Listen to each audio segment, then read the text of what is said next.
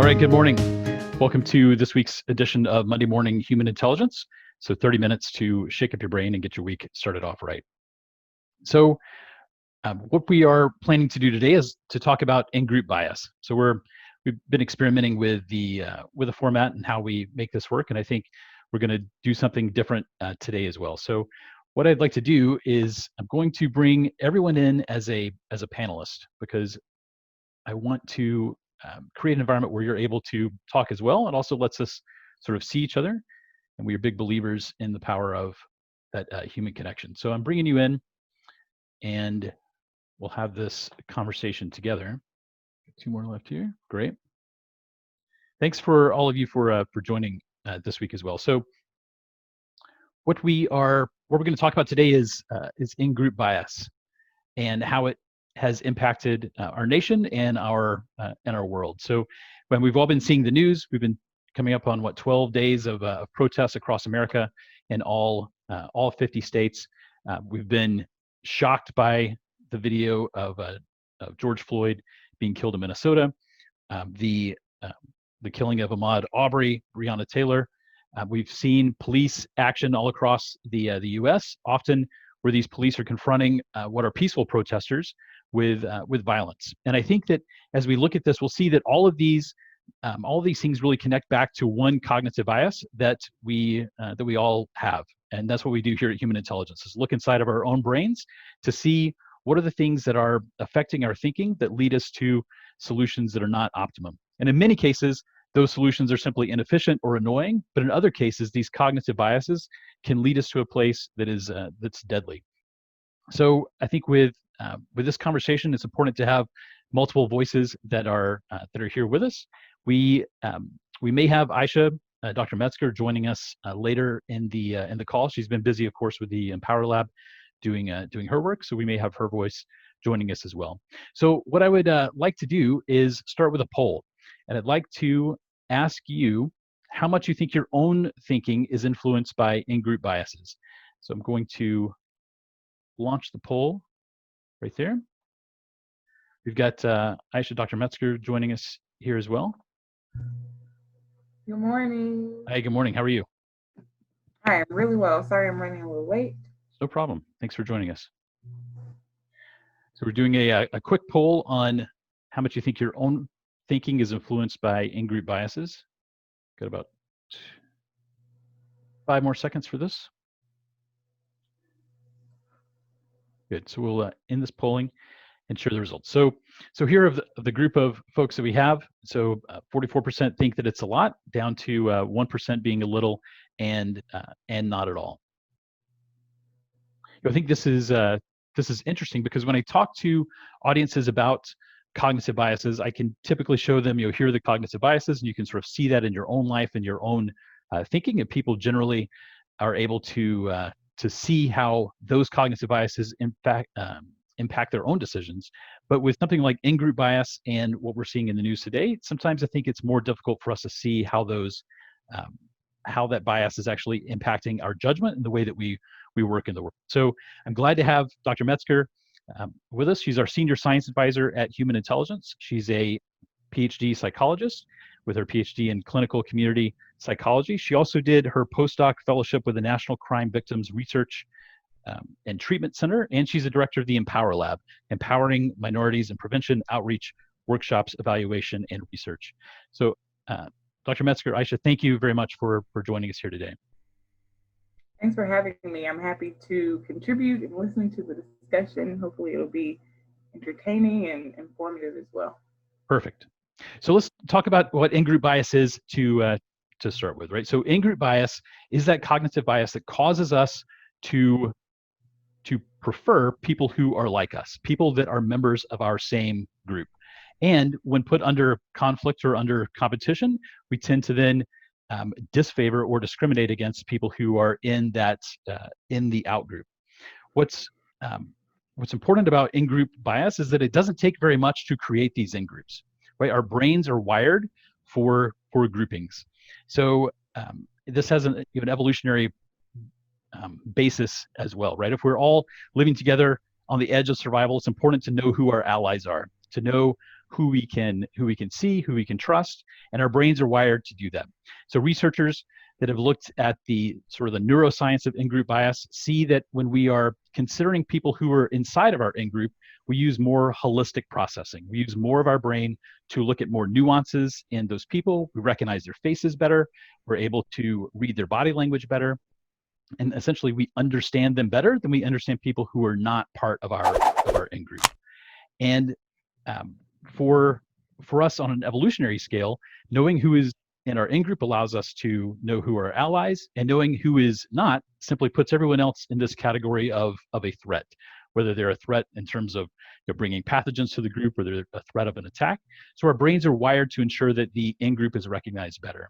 And this wiring goes deep. Researchers have been able to create, or at least observe, in-group bias in children as young as 3 years old. They would divide them into teams of Team Orange and Team Green. They give them little bands to wear around their arms and stickers to wear, and then just straight ask them after a bit of this treatment, who do you like better? People on your team, either Team Orange or Team Green, or people on the other team? And even these 3-year-olds would say that they like people that are on their own team better.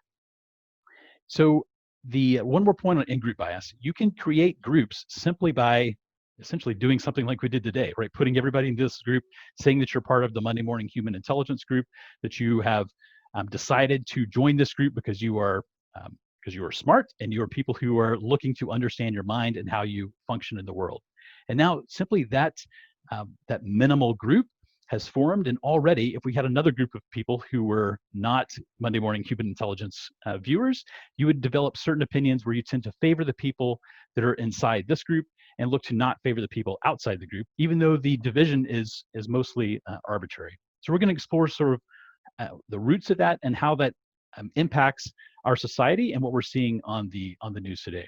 But first, I'd like to hear from you, Isha, Dr. Metzger, about the work that you've been doing at the Empower Lab, and sort of the support that you've been giving to the broad community through the Empower Lab over these past few weeks. Sure. So our work is largely in, like Dan said, engaging minorities in the process of being more culturally competent, being more socially aware, being more active in their communities, and in taking agency over their own lives and their own stressors and experiences. So in the field of mental health, mainly that is in dealing with interpersonal trauma.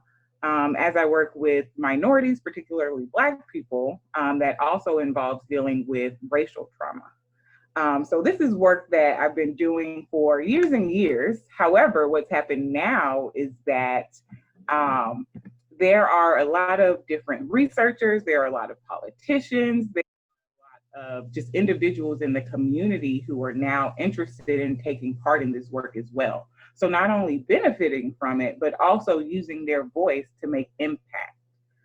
So one of the things that's been most striking for me, I think especially as it pertains to in-group and out-group, is that in this work, so in highlighting racial trauma, in highlighting police brutality, in highlighting just reform that needs to happen to our police force and our political justice system, right? What we've seen now is that it's become not white versus Black, not police brutality, right? The issue has now become one of racism versus everyone else, right? So not just Black people, but we're seeing allies, we're seeing researchers, we're seeing journalists, we're even seeing some police officers, right? Some members of the National Guard saying, okay, I am a part of this group of I work for the police force, or I am just an American citizen, but I also am now a part of this other group that stands against racism or stands up for justice, right? And I'm talking about this conversation as it pertains to the United States, but we're also seeing people in other places now. The whole world is shut down. Everyone's at home. We're all dealing with coronavirus. We're all fearing, right, this unknown virus. But now we're also all saying, wait, there's been another pandemic going on, and Black people have been talking about this for 400 years, centuries, right? At this point, we're now going to become a part of that group as well that is saying we're standing up against racism and injustice. So in the work that I've seen in the Empower Lab, it has definitely expanded. It's expanded at a time where our outreach was in the community and now it's online, right? So we've had to figure out how to transition from talking to community organizations to, okay, so what hashtag are these organizations looking at, right? And we're now becoming a part of a larger group that I think is able to expand the work that we're doing, make our voice louder, amplify our efforts. And I think that that's what happens in any organization, right? So you start brainstorming a new project and you have to bring in a bunch of team members and you say, where are you from and what do you bring to the team and what do you this? And then the next step, I think a really good step is to say, okay, this is our common goal. This is our common identity. We are now a part of this, as we're talking about Ingroup, right? We're now a part of this group. And then, oh, go ahead, Dan. No. So I think you make a great point there that we are members of not only one Ingroup, right? We are socially members of many groups that exist. And when we had you on 2 weeks ago, you talked about the importance of introductions and how people introduce themselves to a group. So as I was doing the research for this work, I was thinking about what would it be like if I needed to define myself by just 3 of the groups that I'm a part of. Right. So I'd like all of you to think about this. And if you have a piece of paper, kind of jot it down. If you were introducing yourself to someone new and you wanted to give them the most information possible about yourself by simply saying, I'm a member of these 3 groups, like how would you do that? What 3 groups would you pick? I'll give you a minute to think about that.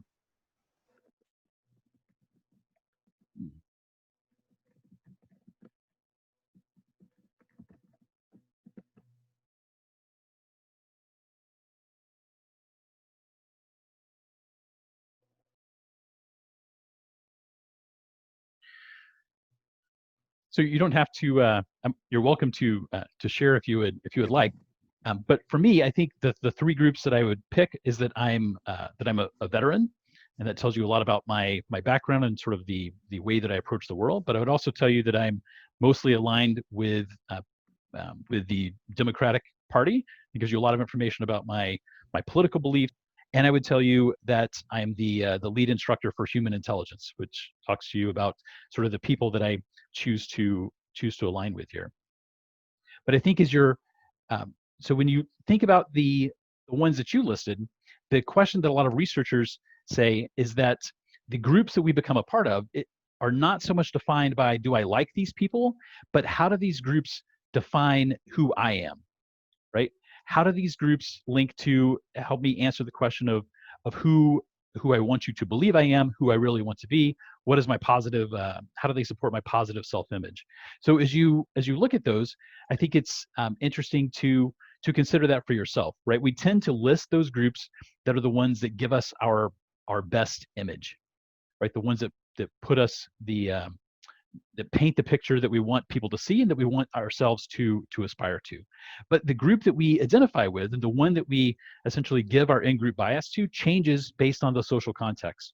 So as Dr. Metzger was saying, so you're experiencing people who normally would not normally claim, the Empower group or your community to be a part of their in-group, but now that you've raised sort of that social construction beyond simply black and white into a higher level of American or citizen or racist versus everyone else, you get the benefit of this broader in-group. Am I hearing what you're saying correctly? Yes, absolutely. And I think that what's important about that is just identifying the goal, right? Or the identity of that group. And as more people are included, more people feel that they have agency and they have the ability to make change. Yes. So I'm curious, as you see that the current conditions that are getting more more competitive, and you're unable to ignore that the status quo is unacceptable. How has the essentially the pressure and the stress of the current moment either driven people deeper into their in groups or caused them to take a different path? I think that stress makes you more closely aligned with the in group, and that that's your safe space. That's where you know people are like minded. So even as people within, let's just say that this is social justice and equality in group, right? Even people Mm-hmm. within the group, there are tools and strategies that we pass around each other to say, when the stressors are too much, what do? You unplug from the rest of society and media and all the messages that they're feeding you, and you retreat, or you get support from like-minded people who you know are in your in group, right? So you're Right. able to process with them, and it's not a debate. You know that I, at the end of the day, you're working towards at least the same goal, right? So Yes. whether we're creative and different in our strategies for how we deal with these stressors, how we tackle the problems, we do know that we're aligned on our fundamental goals. Yes. And And that's what makes the team stronger. yes, I would also point out that that's the same thing that sort of happens on the other side as well, right? On the people who are not aligned with your movement, is they also want to find a place to retreat where they can hear that those norms that that group has created are being reinforced, that they have support in those places as well. So you see in some toxic cultures that exist in some places, people retreat into that same space, and now they intensify their belief in their values, right? Whatever those social norms are, when they come under threat, people tend to retreat back into them, because remember, they're identifying themselves by their group, right? They're saying that I'm a member of, if it's a police force that has a toxic culture, or if it's a some group that is has based the individual identity on the collective identity. Now you have folks that are falling back into that place. So while it can be certainly therapeutic and helpful for folks, it could also serve to entrench these beliefs. Yes, definitely. Group speak is way louder than an individual voice. And if you're a part of that group, there are even experiments that show once you accept that you're part of a group, if you plant a Confederate and that Confederate aligns with someone else and they're saying something that's just completely wrong, people that are within that group will align with them. So you can make more radical but non-competed Right. either values or changes once you have aligned as a group. So yes, it's always good to have people who are open-minded, who are outspoken about keeping true to whatever the values or the goals of that group are, because you're right, it's easy um, to sway one way or the other. So sort of the last point that I would make, and I want to hear your take on it before we open it up to the group, is a story that I always have a hard time pronouncing your name, Mahazarin Banaji. She wrote the book Blind Spot: The Hidden Biases of Good People. And in that book, she tells a story about a professor at Yale who had taken up quilting, and she really enjoyed quilting. And you need 5 movements of your hands to be able to be a good quilter. But one night she was washing dishes and she broke a glass, and that glass cut her thumb. So her husband rushes her to the university hospital there, and they tell the doctor, she has this big cut on her thumb. And her husband says, she's big into quilting and she really wants to, pursue this hobby. So can you please make sure that she's able to use her thumb? And he says, it'll be fine. We'll stitch her up. Everything will be great. And while she's laying there on the gurney, one of her students passes by, because she's also a professor at Yale. And the student says, Dr. Kaplan, what happened? And they have a conversation about the cut on her thumb. And the doctor realizes that she is not only a patient at the Yale University Hospital, but she's a professor at Yale. And now he sees her as a part of his in-group. He sees that she is now a part of this group of people that are at Yale. And instead of him just saying, we'll stitch you up real quick, he calls the leading hand surgeon in the US, who happens to live in Connecticut, who drives down and then does an hours-long surgery to stitch up her thumb. And the point that Dr. Banaji makes is that when you look at this scenario, the person who has activated that in-group bias is doing something good, right? They see that they're doing something good for the person in the in-group, and there's nobody on the out-group that's being discriminated against. But it's this repeated action of continually favoring the in-group and not providing the same favors to the out-group that sort of creates this hidden bias that continues on and can be perpetuated through societies as well as through individual organizations. So reading this book a few years ago really changed the way that I think about, frankly, about discrimination and the way that I approach things in my own mind. Am I doing things that favor the in-group and choosing to not do those for the out? And there's research on police that show that, and one study of traffic citations following traffic accidents, police of the same race as the person who committed the accident are less likely to give them a traffic ticket, even on things where it's like an expired tag, where it's unambiguously an error. Another study in the Chicago Police Department showed that if you were a Black police officer working for a white supervisor, even though you had a similar record and a same number of years of service, you were 80% less likely to be nominated for an award. And I would expect what I hear from people is that you would not believe that you are discriminating against the Black officers. You're just rewarding the people who are part of your in-group. So I'm curious, do you see this? Does this resonate with your work as well? Yes, definitely. I would say not so much with my work, but definitely within the field of academia, right? Mm-hmm. So we have our program, we have our department, and we have our college and our university. So within there, I think that there are all different in-groups who are looking out for their own best interests, but we're all looking out for the interests of the university. And then maybe even as academia as a whole. So definitely there are opportunities there to align and to influence and to, distribute resources in a way that shows who's favoring the university, but also who's looking out for themselves as a department or a program. And that is just based on the way that we see ourselves, right? And the groups that we are prioritizing at the moment. Great, thank you. So we have about 7.5 minutes left. There's been some great comments in the chat. So if you have something that you would like to bring up, or sort of your views as you've been seeing what's going on in the world, we'd love to hear them. So Reggie has your hand up. Go ahead, please, Reggie. I wanted to ask about how much people.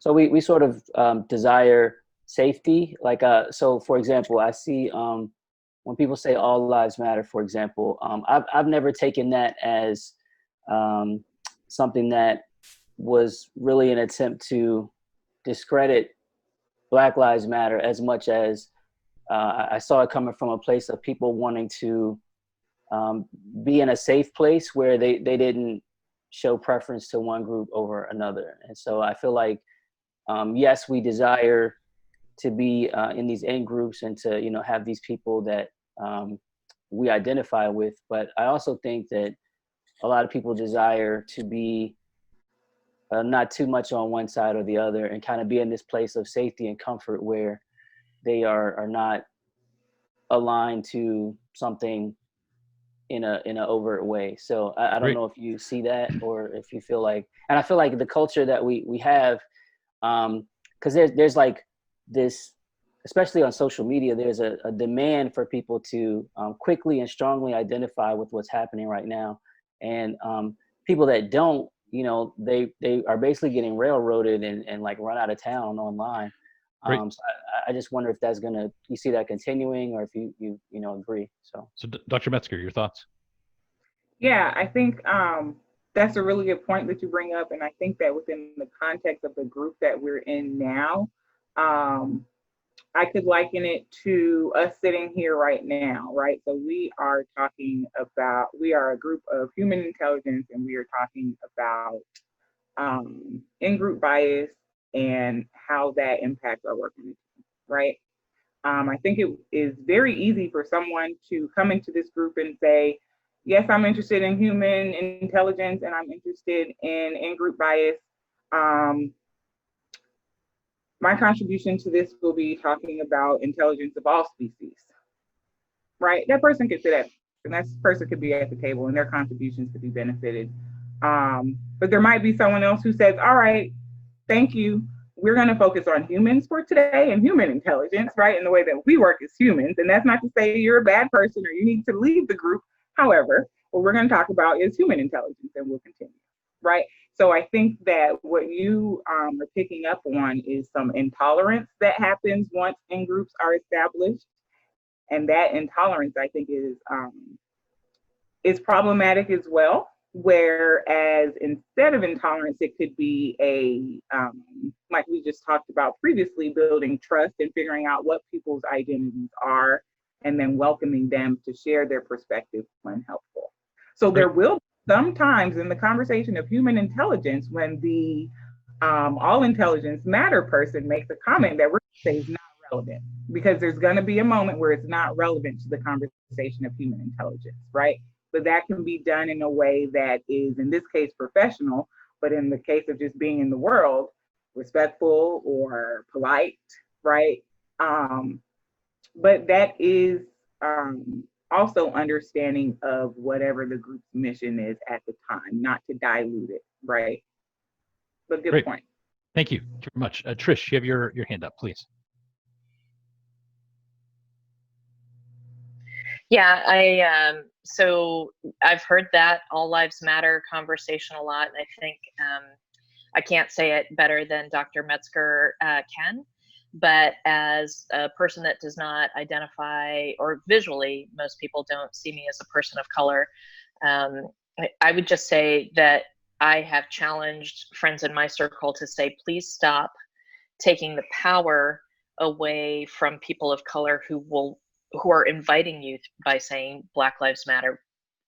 Please stop diluting their power to speak their truth and their lived experience.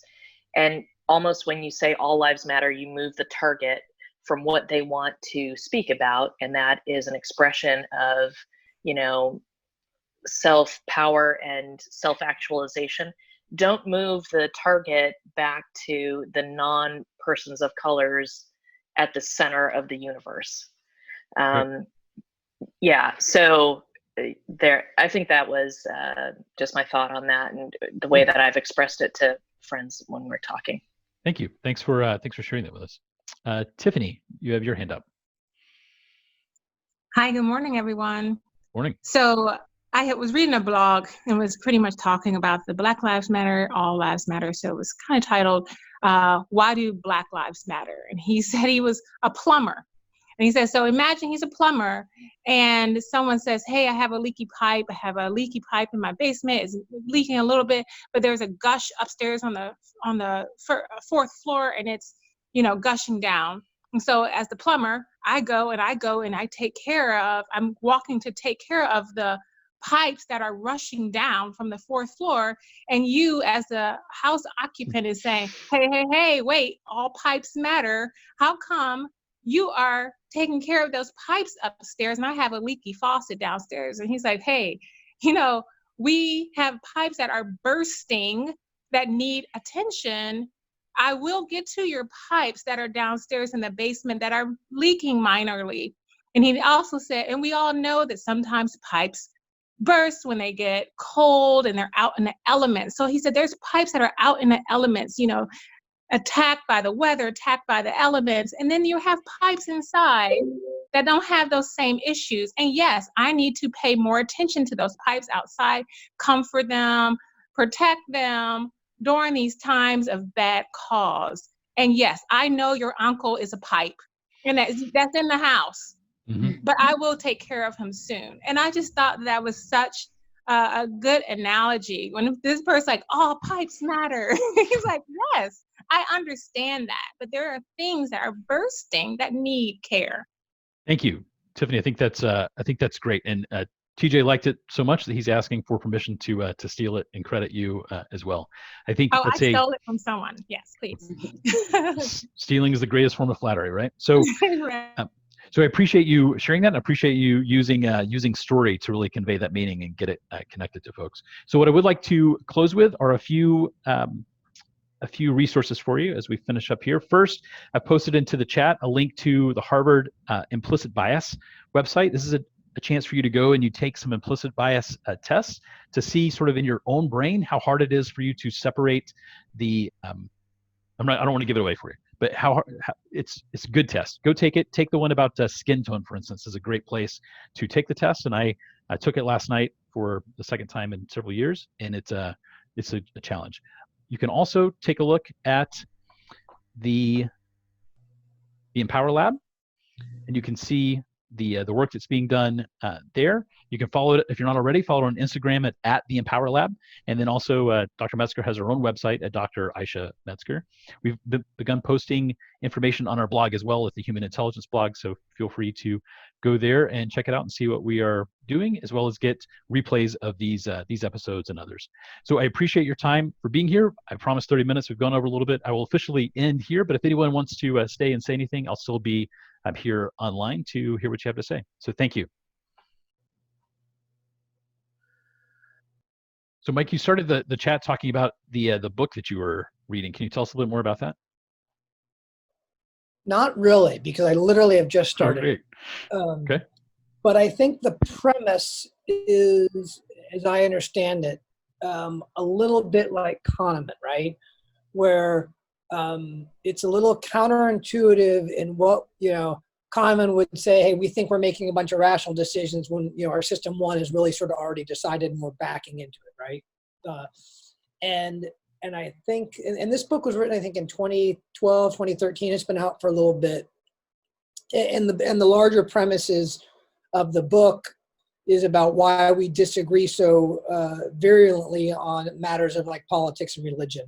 And it sounds like his basic premise is that, we come to an emotional decision or an intuitive decision, which I think is partly a function of our in-group bias, of how we get there. And then we use our reasoning to back into, justification for something we've already decided. We don't realize it, of course. It's all sort of at a subconscious level. But that gets a little bit into why we, and I think there's a very much a Kahneman kind of crossover here in why we can get so, I can see certain things one way and believe all the evidence that supports my viewpoint, and you see things another way, and they seem so disparate, if you will. It's because we've sort of made that decision up, and the rationalization is just kind of justification. So I think it's a pretty well-regarded book from the little bit of research I've done on it, whether just in terms of sort of how we think and approach discourse. I'll tell you more when I get farther in. But it seemed in the neighborhood of this thought of how in-group bias impacts our decision making. Great, thank you. So Aisha, I'm curious, like what would you recommend I be reading right now?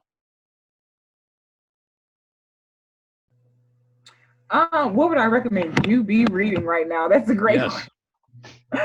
It depends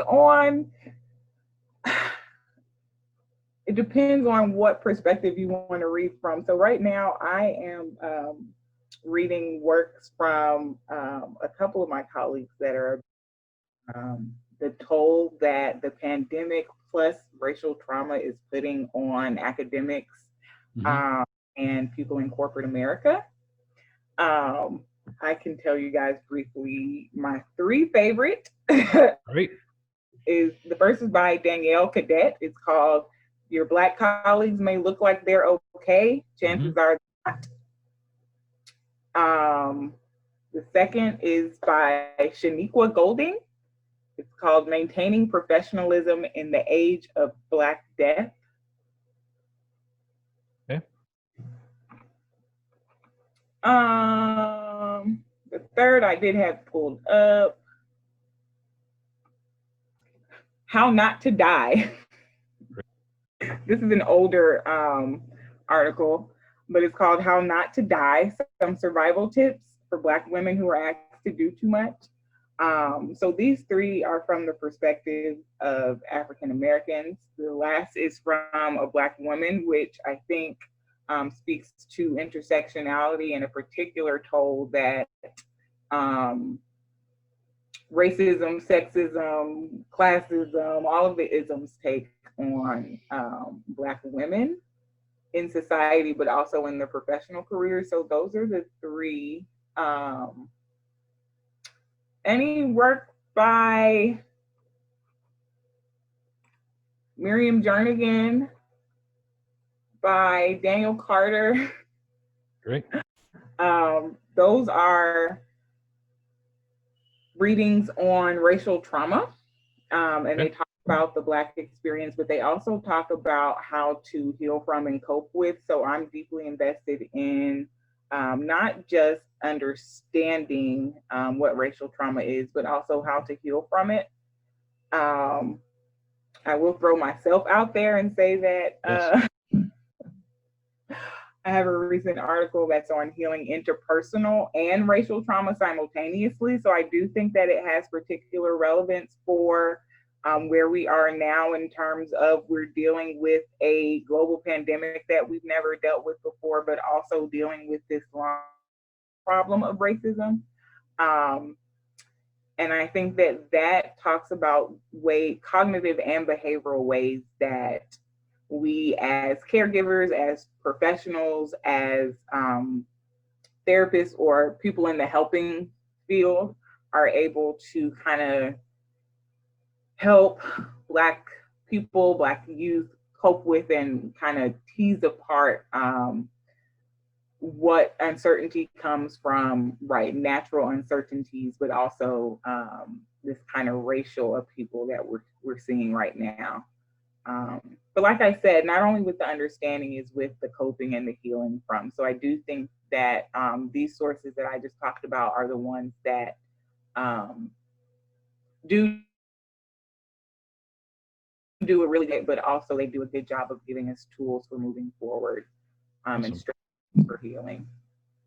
Great, I appreciate that. So I do want to say thank you to Antonio Miner on the screen, Storm the Rot's father. If you're still there. I am here, sir. Hey, thanks for joining us. How are you? Not too bad. Hanging in there. Good. So we're going to please go ahead.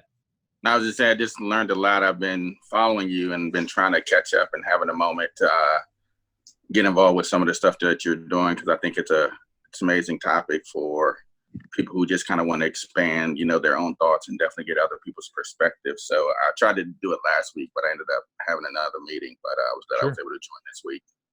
Well, I'm glad you did. So we do have the replay that's on our website at hi.training. You can go to the blog there and you can see the replay from last week. So I appreciate you joining us, and thanks for putting up good pictures of Storm all the time. No problem.